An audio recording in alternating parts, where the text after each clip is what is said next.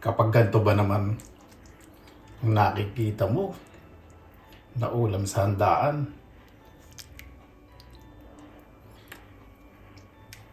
itsura, amoy, at linamnam. Kahit saan man, kainan sa kanto o sa tahanan man, sigurado masasabi mo na, isa pa nga pong rice.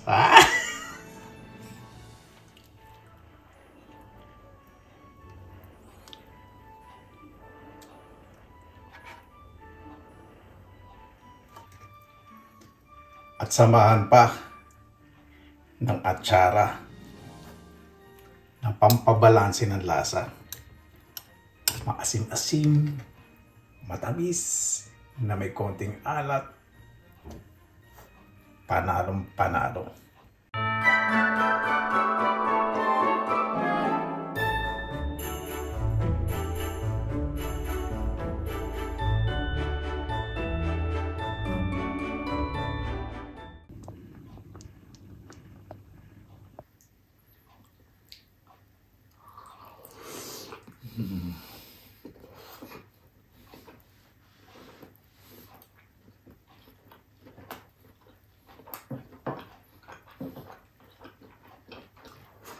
Umpisa na po natin.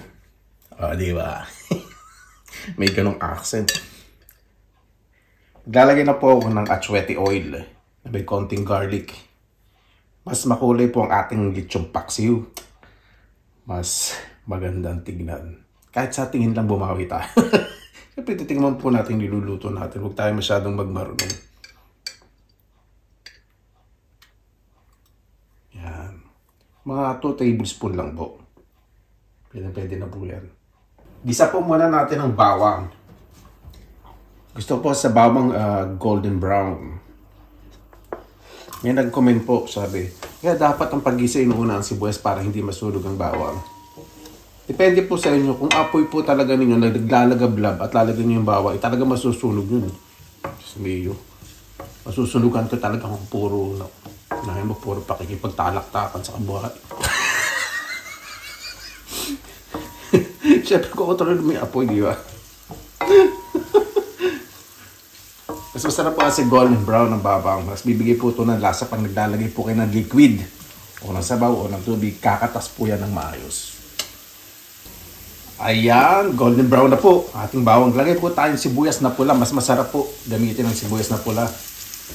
Mas nagdadag po yan ng kulay sa ating lechon paksiw.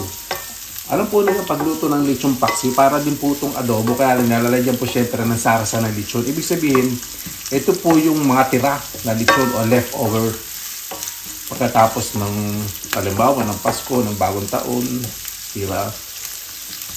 Yung nagdadamot kayo, ayaw nyo pamigay sa kapitbahay, iniisip nyo lagi kung paano iluluto, ganun.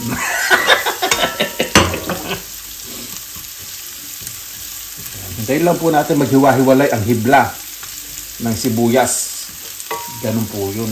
Alam nyo na luto na yung sibuyas. Huwag kayong magmamadali sa pagluto po ng lechon paksiw.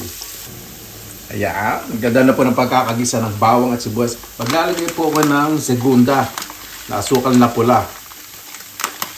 Siyempre, depende lang po sa inyo kung anong asukal lang ilalagay po ninyo.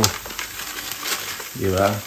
Kung asukal na nagmamayaman o nakakariwasa, depende po sa inyo. Kung ano kakasaya ng pagyayabang ninyo. Anuin lang po natin to. Kailangan mag-mix po siya sa bawang at sibuyas. Bakit? Gusto ko po kasi sa asukal, ayoko nung parang, kasi nakakain po ako ng lechon paksiw na parang minatamis, gano'n ang lasa. Hindi ko po gusto. Mas maganda po talaga nagkakaramelize po yung asukal kasi meron siyang kakaibang lasa. Di ba pag kumakain kayo ng kamote saka banana Q, bakit kailangan tunawin yung asukal sa mantika? Kasi mas masarap ang lasa. Ganun po. Hindi naman pwedeng pagulungin nyo na lang ng kamote saka banana Q. Yeah, got it. Ayan, nagkakaramelize na po ang ating asukal. Lagay na po natin dahan-dahan ang ating lechon. Lechon kawali po ilalagay ko. Ito po yung natira ko ng isang araw.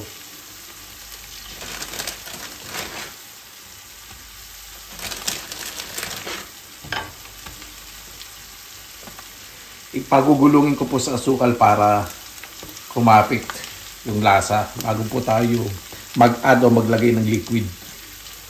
O, di ba? Ayan, kapit na po yung ating caramelized na asukal sa ating lechon kawali. Paglagay po tayo ng tubig, dahan-dahan po dahil mabilis po yung reaction po niyan. Ay, hindi pala dahan-dahan, dapat pala mabilis. Sorry. Just carried away. Ito nang magulo. Kung magsalita ka lang mo marunong, mali naman pala pinagagawa. Lalagay po ako ng beef cubes. Ito po ay optional lang. Diba? Medyo reduce lang po natin ang heat sa medium low heat. Kasi hindi naman po natin kailangan na malabog yung karne. Lalagay na po ako ngayon ng asin. Konti lang. Konting asin. Paminta, medyo dadamihan ko. Mas masarap po gamitin sa lechon paksiw. Para po sa akin yung buo. Mas maamoy.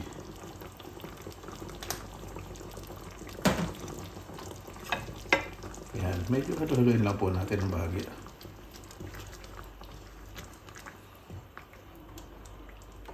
Eto, hindi ko na po ito tatakpan. Kasi ayoko pong yung kulay magbabago pag tinakpan po yung mamumudla. Parang hindi maganda siyang tingnan. Pero naglagay naman tayong atsuete oil eh. So, yung nakagandahan. Kahit natakpan natin. Kumukulo na po. Naglalagay po ako ng konting toyo. Ayoko po na masyadong maalat. Okay na po yun. Ngayon lang natin kumulo na kumulo. Haluin natin.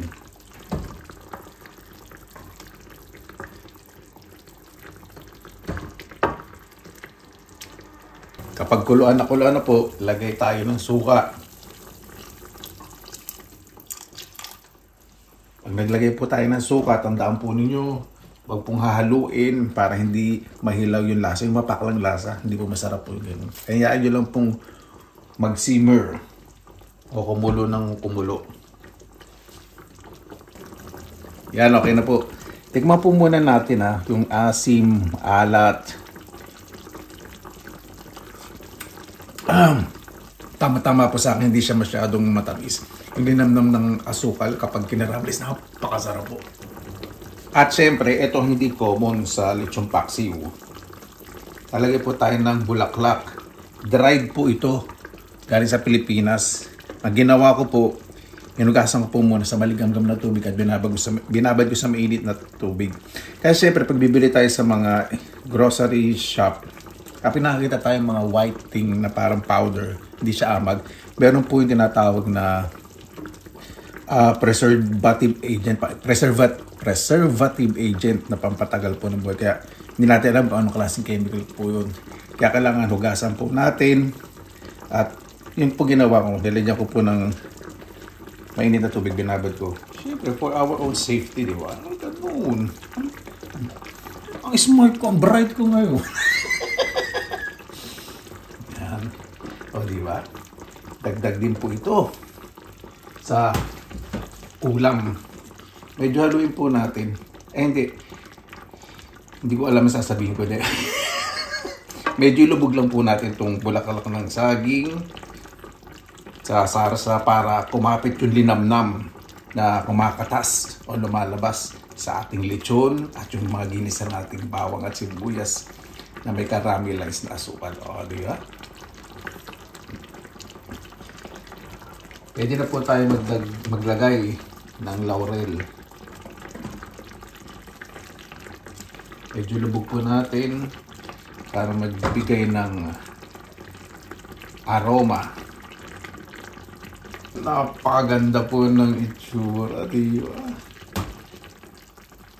Balik-rin na po natin itong ating lechon kawali. Ito po ang gandahan kapag hindi nyo tinakpan. Siyempre ng lechon naman na lulutuin ninyo, parang pag kinagat nyo, parang umuugong yung skeletal system. Yung kailangan nyo takpan. Kasi ito po malambot na. Yun po yung purpose po nun. Dahilan kung bakit hindi ko tinakpan. So ayan na. O ano yung susunod? Lagyan na po tayo ng sarsa ng lechon. Ito kailangan haluin natin mabuti kasi habang kumukulo ng dahan-dahan, kapit na kapit ang lasa at linamnam sa ating lechon. Dahan-dahan naman sa paghahalo. Yung pagbibili kayo ng binatog, nakikita po ninyo kung paano hinahalo, ganun. Dahan-dahan lang.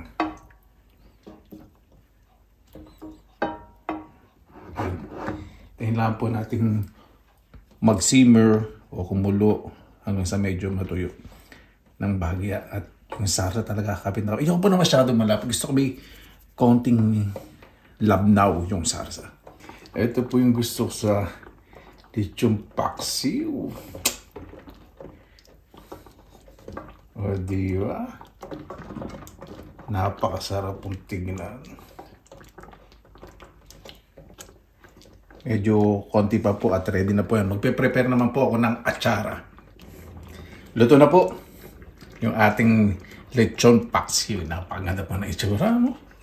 Siya nga po pala, sa atsara po, para po sa akin ito po yung magandang gamitin na papaya. Masarap din po ito sa papaya salad, yung ginagawa ng Thailander. Kasi mas firm po siya.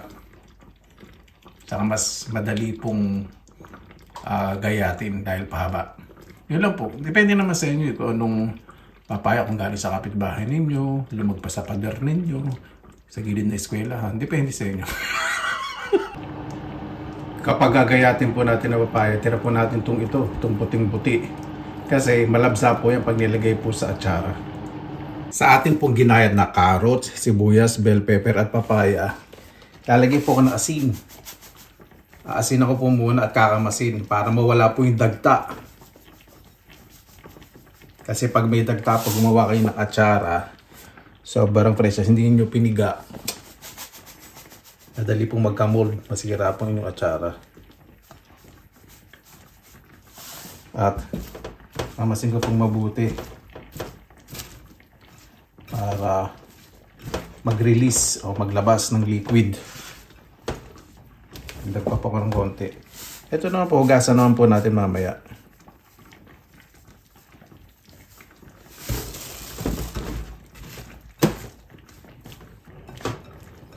Kaya kailangan po talaga halong-halo para yung asin mag-spread o kumalat. Okay na po yan. Rest lang po natin ng 10 to 15 minutes. Habang hinihintay natin ma-rest yung ating mga ginayat na gulay, meron po ako ditong asukal, asin, paminta. Dali, kuha lang po na maayos na kutsara. Kasi yung kutsara na po ako hindi masyadong nugas. Ayan. Sa dishwashing machine po. Nagagamit po ng kutsara. Kailangan po malinis na malinis. Huwag niyo po pupunasan to sa pamunisan ng kamay niyo na nakasabit sa rep. Kailangan po malinis na malinis. Asin, paminta, asukal. Haluan na po natin mabuti. At meron po ako ditong pinainit na tubig pero kulo po pinalamig ko. Panawan po natin. At lagay na po natin yung asukal. Suka. Yan. Siyempre, titikman po natin itong ating concoction o yung mixture. New term, concoction. Kailangan ang accent para ma-pronounce ang tama. Kasi mamaya may comment na naman yan Sabihin ko, ano ba yung enunciation mo? Ang sagwa-sagwa. Naku, makita lang kitang bruha. Kasabay. Tunawin lang po natin. Ayan, tikman po natin. Pagtitikim po kayo, hindi po sa dito sa pinanghalo ninyo. Tapos ikakaupo nyo ulit pagtikim ninyo. Eh wala, nandyan yung bacteria, yung enzyme sa laway ninyo. Ayun, magpe-preserve sa tsara niyo. Kuha po kayo maliit na kutsarita. Ganyan po talaga ang pagpe-preserve. Kailangan po talaga sterilize at sanitize. Tikman po natin. Napakasarap. Dadagdag pa po ako ng konting asin na suka.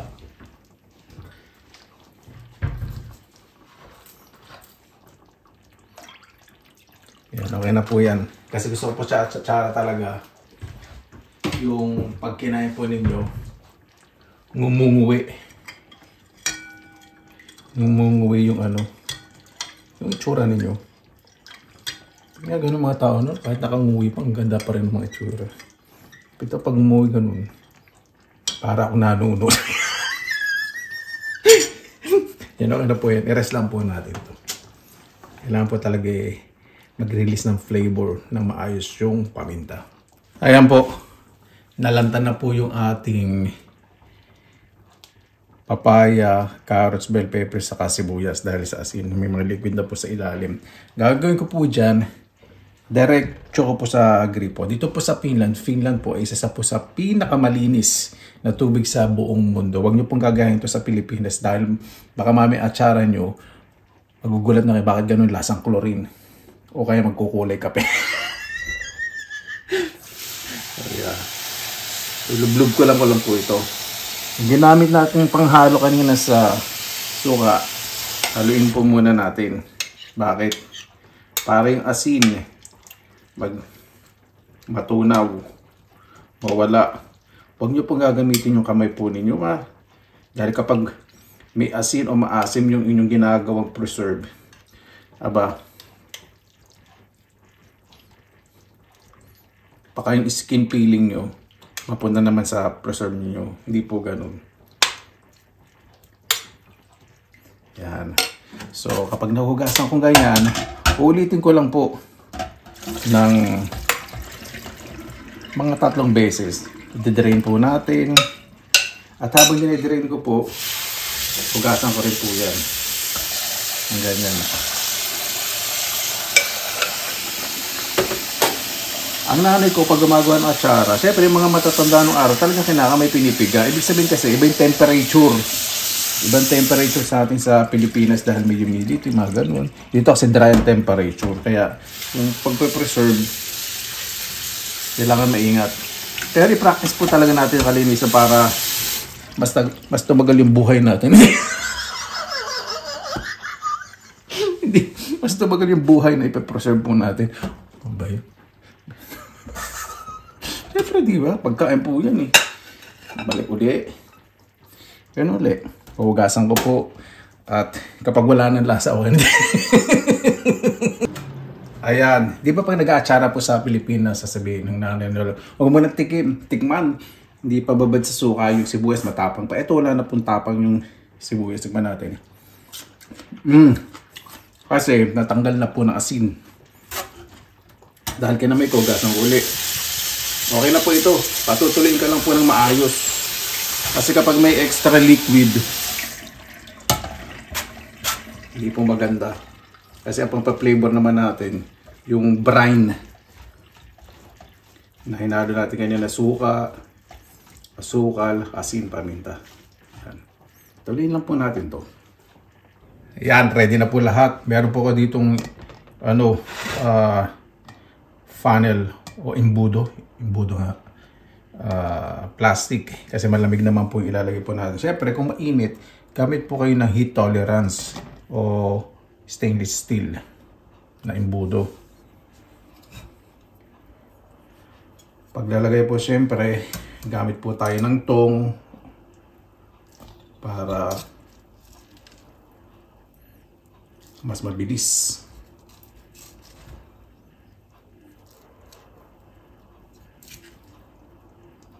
Pupunin ko lang po yan.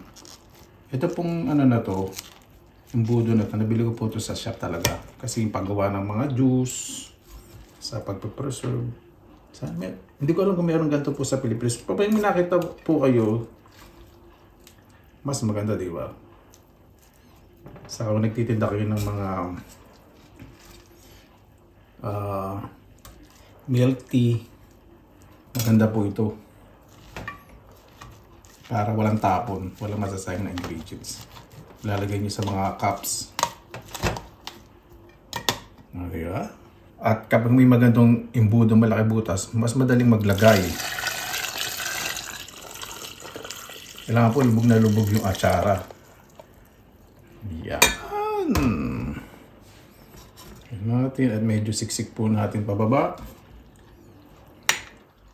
para mag-submerge o mababad ng maayos. Wala po dapat na nakalutang. Mamaya titrayin ko naman po ito agad eh. Ito po yung atsara na pwede na agad nakainin, na hindi na kayo mag-iintay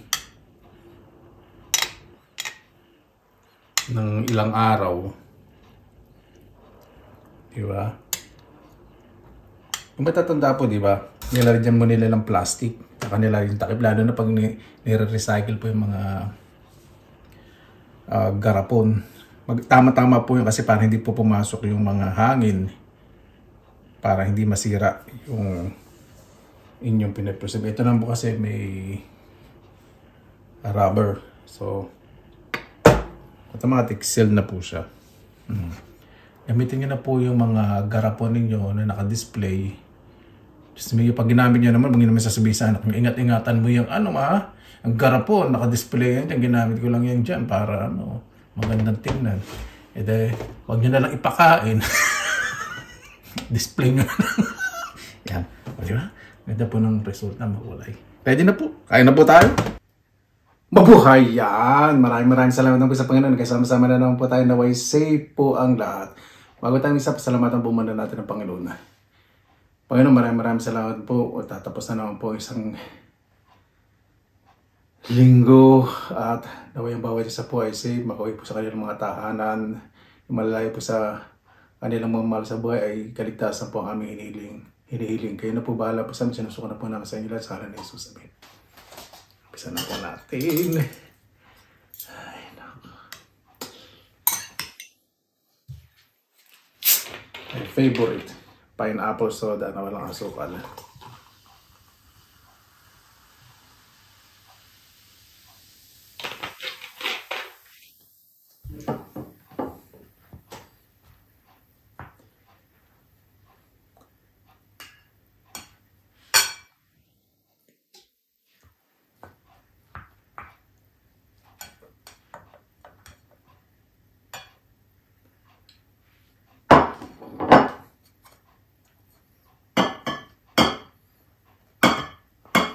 Excuse me. Sesya na po sa ingay. At nakakatog na ako sa gutom.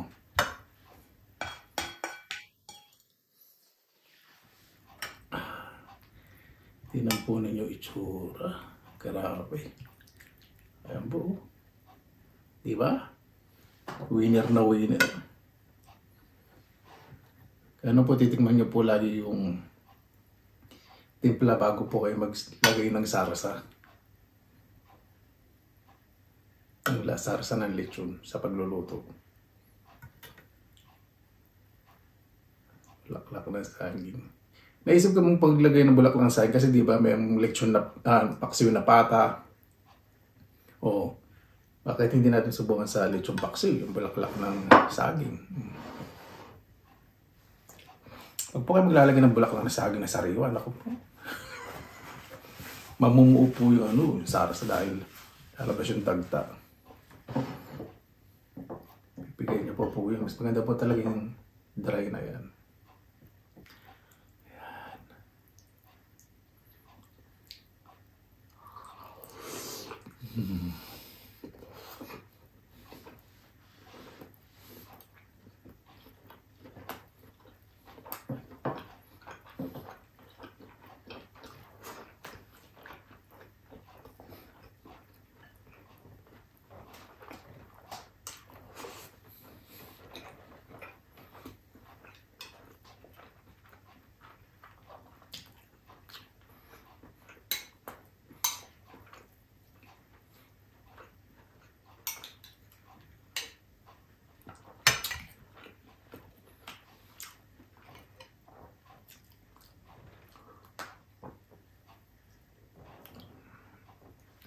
Ito yung gusto ko. Malambot pero buo pa po yung baboy, diba? Hindi po lasog-lasog.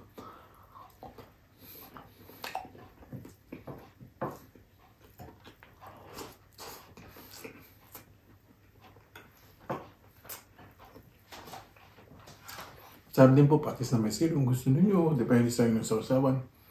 Pero partner po talaga nito, atsara. Para sa akin, ha.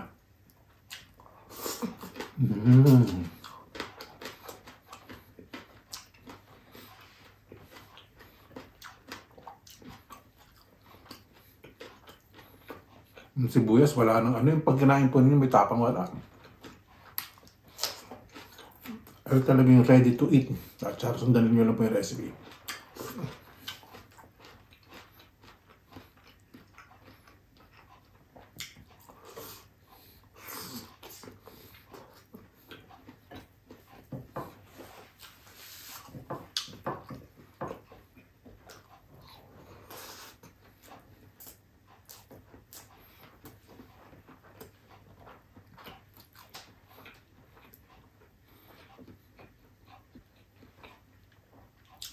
At ito pong bulaklak ng saging. Parang lasa na siyang karne kasi lumasa ng gusto yung baboy.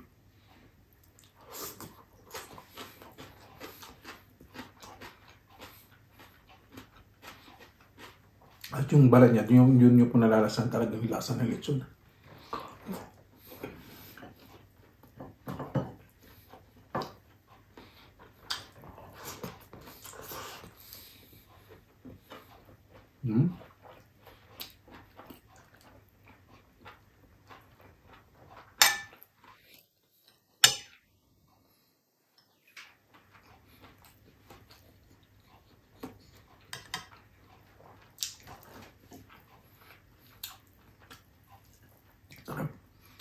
Yung asukal niya, hindi siya lasang asukal na. Yung parang tinulo lang, hindi. Nag-caramelize na napakasarap. Dumasa yung bawang, sibuyas, yung pampalasa. Hindi na naig yung lasa ng tamis. Talagang yung templado.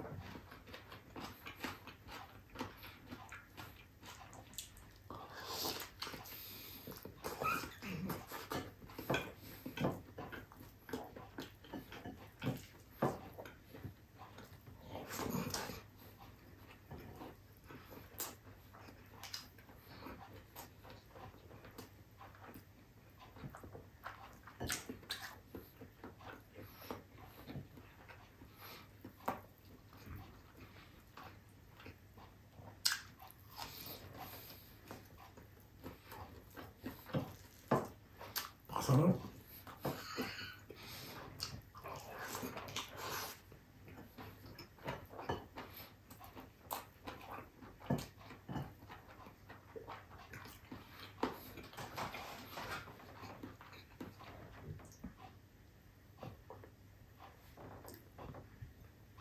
At ito, pag may tira po ako, ilalagay ko po sa freezer po yan. Sa magandang container. Pang freezer na container, siyempre.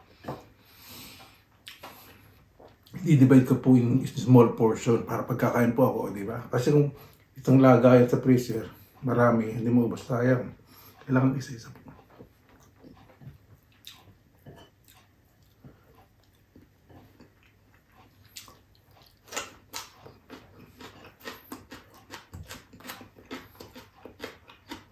No, atsara. Namis ko to.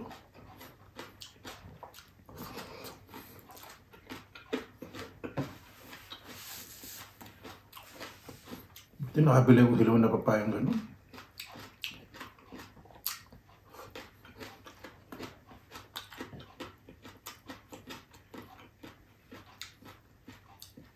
Lalo na pag nababad ng maayos.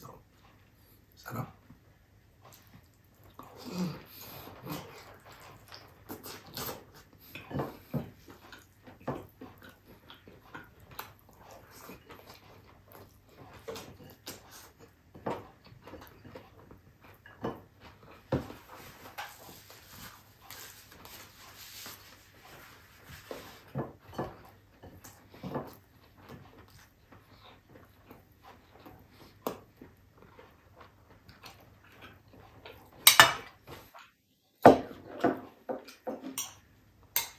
Pag nanay ko gumawa ng atsara, ako hindi po ako mapaghintay. Paborito ko po itong papakin.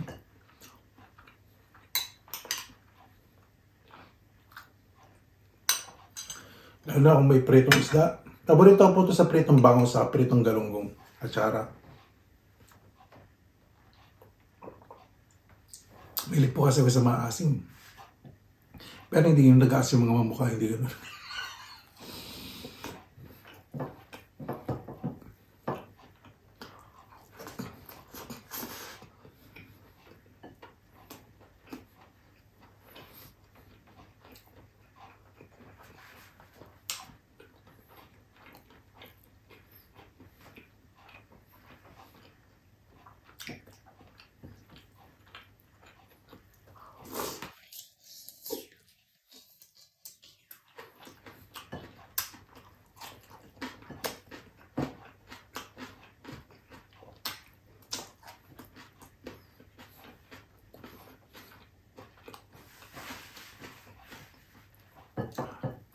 Napakasarap.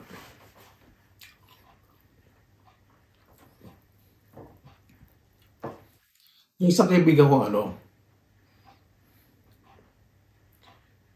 Greece ba yun o Spain? Hindi siya Spain. Italia ata. Ano bang bansa na kalimutan? Gusto niya po yan. Yung niluluto ko ulit yung kasi gusto po na.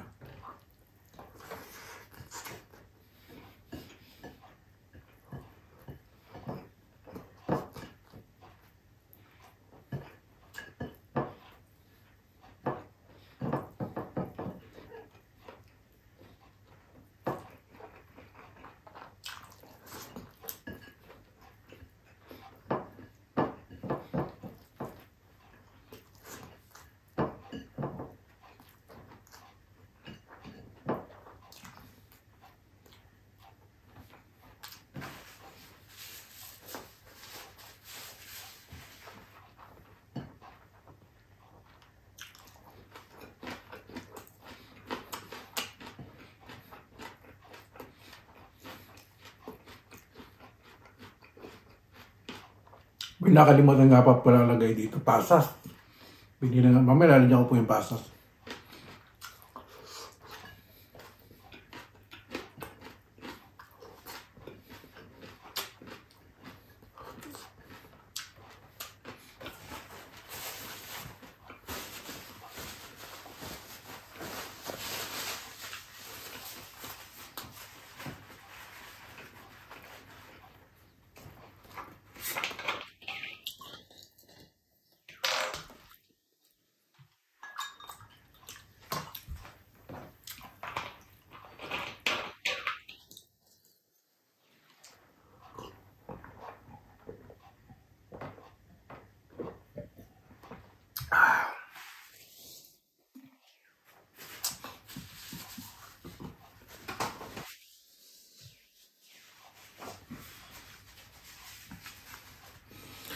Paano pa bago tayo ito po sa pasalamatan po muna natin ng Panginoon. Panginoon, maraming salamat po sa mga biyaya binibigay niyo po sa amin sa araw-araw. Una-una po, napakalaking biyaya ng buhay. Nagigising po kami. Ang ibig sabihin po nun, meron naman bagong pag-asa, bagong pakikipagsapalaran sa buong araw. Naway mas maging mabuti po ang bawat isa. Maging halimbawa po, kahit saan po, pakita po ang positibo sa kapwa.